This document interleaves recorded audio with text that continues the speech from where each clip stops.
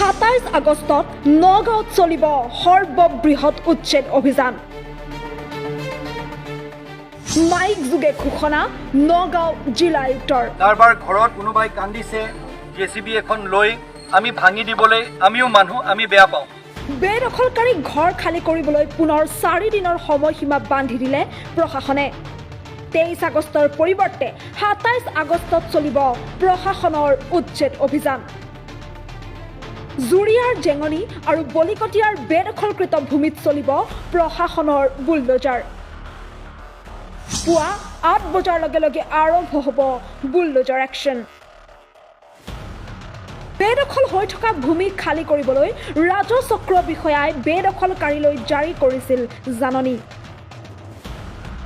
ইয়াৰ পিছতেই সময় বিচাৰি বেদখলকাৰীয়ে জনাইছিল আহ্বান। বেদখলকাৰীৰ অনুৰোধ ৰক্ষা কৰি পুনৰ 4 দিনৰ সময়সীমা বান্ধি দিলে নগাঁও জিলা আয়ুক্তই। সময় বিচাৰিছিলে যে আমাক একমাহ সময় লাগে।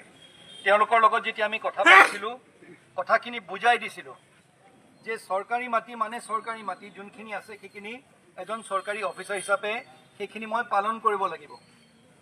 তাৰ বাবে ইভিকশ্যন বুলি ক'লে শ্ৰদ্ধেয় ৰাইজ, এনেকুৱাওতো হ'ব পাৰে যে আমি ধুনীয়াকৈ কথা বতৰা পাতিলোঁ, গোটেই কথাখিনি আপোনালোকক সুন্দৰকৈ বুজাই দিলোঁ, আৰু আপোনালোকে সেই জেগাখিনি যোনখিনিত মাটিৰ পট্টা নাই বা যোনখিনি চৰকাৰী মাটি, সেই চৰকাৰী মাটিখিনি সুন্দৰকৈ নিজাববীয়াকৈ নিজৰ বস্তু বাহিনীখিনি জুটিয়াই লৈ পেলাই, সামৰি লৈ পেলাই লৈ গ'ল।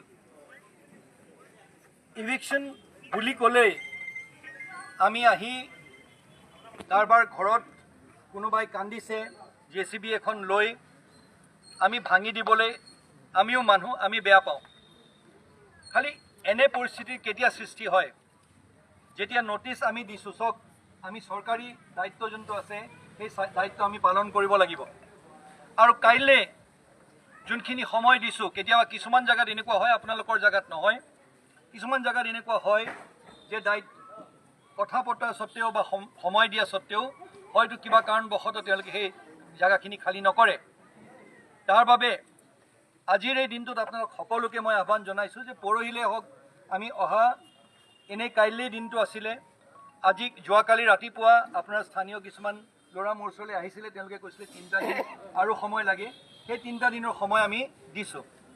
অহা বুধবাৰে আমি আহিম, আমাৰ চাৰ্কল অফিচাৰ ডাঙৰীয়া আহিব ইয়ালৈ, আৰু মই এইষাৰ কথা কেতিয়াও ক'ব বা মই এইখিনি মোৰ ভালো নালাগিব, পুলিচ বাহিনী এইপিনৰ পৰা লৈ আহিম, এইপিনৰ পৰা চিঞৰ বাখৰ সৃষ্টি কৰিব, কিবা এটা হ'ব, সেইটো হোৱাতকৈ আমি নিজ নিজ যি গন্তব্য স্থান আছে সেইখিনিলৈ মই ভাবোঁ যে আপোনালোক সকলোকে মই আহ্বান জনাইছোঁ যে যদি গুচি যায় তেতিয়াহ'লে আমাৰ নগাঁৱত তেনেকুৱা এটা অকৃতিকৰ এটা পৰিস্থিতিৰ সৃষ্টি নহ'ব। মানুহে এইপিনে কান্দিছে, জেচিবিয়ে ভাঙিছে, সেইবোৰ আমি নকৰোঁ দিয়ক। সেইকাৰণে সেইটো মই আৰু বহুতো জেগাত ধৰি লওক, অকল ইয়াতে নহয়, বহুত জেগাত আমি নটিচ দিছোঁ। আজি নহয় কালি কোনোবা এটা দিন ক্ৰমান্বয়ে সেইখিনি জেগা আমি দখলমুক্ত কৰিব লাগিব। সেই তাৰ বাবে